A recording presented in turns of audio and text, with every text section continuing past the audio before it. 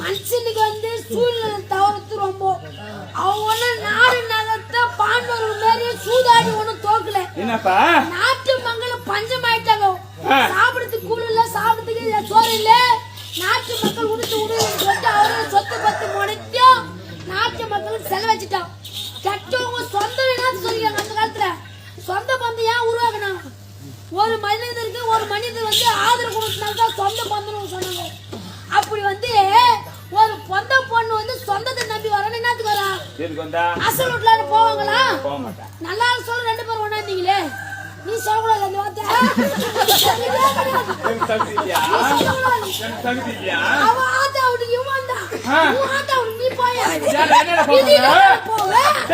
விதியில பண்ணி காரி பிச்சு பண்ணது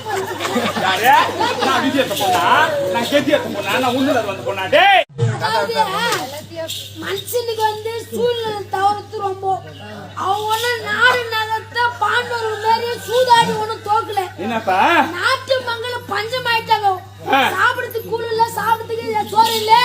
நாட்டு மக்கள் உடுத்து சொல்லிட்டு அவரோட சொத்து பத்து முனைக்கும் நாட்டு மக்களுக்கு செலவச்சிட்டான்.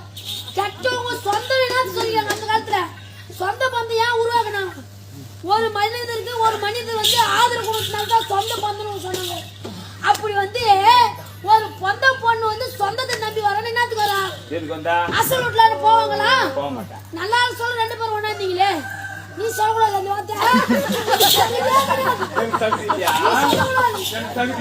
அவன் ஆத்தா விட்டு இவன் தான் ஆத்தா விட்டு நீ போய விதியில பண்ணி காரி பிச்சு பண்ணது நான் விஜயத்தை போனா நான் கெத்தியத்தை போனா நான் உன்னத வந்து போனாடே.